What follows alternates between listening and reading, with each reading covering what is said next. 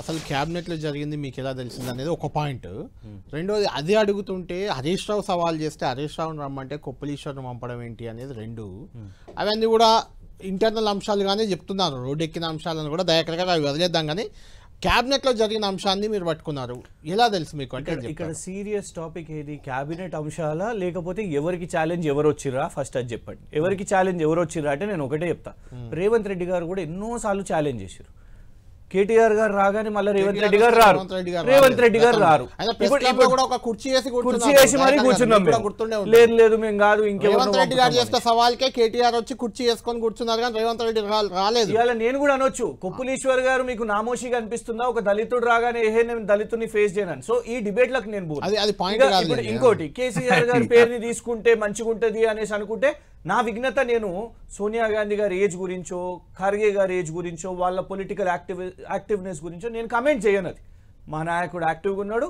Jubilee hills కూడా ఆయన లీడర్షిప్లోనే ఆయన స్ట్రాటజీతోనే మేము పోతున్నాం. I will cut the topic there. ఎందుకంటే ప్రజలకు కావాల్సింది అల్టిమేట్గా రాష్ట్రం అడ్మినిస్ట్రేషన్ ఏం జరుగుతుంది. అవును సార్, క్యాబినెట్ అంశాలు మీరు అన్నారు.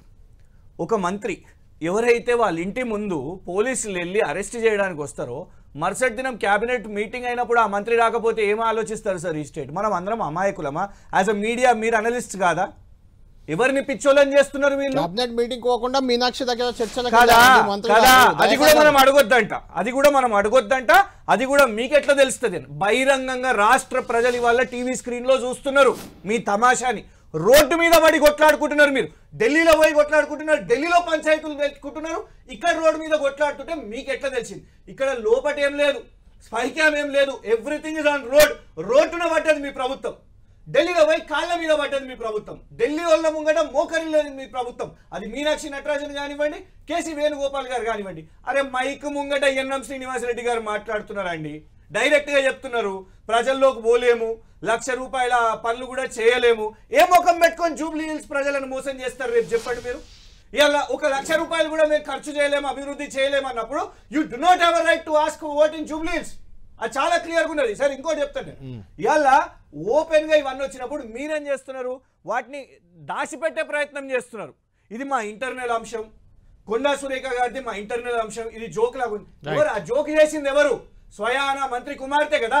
తుపాకీ ఇచ్చింది ముఖ్యమంత్రి, తుపాకీ పెట్టింది రోహిన్ రెడ్డి అని చెప్పింది ఎవరు? మేం కాదు. ఈ చెప్పింది వారి కుమార్తె. మీరేం చేయాలి? ఎవరిని ఒకళ్ళని లోపల పెట్టి విచారణ చేయాలి.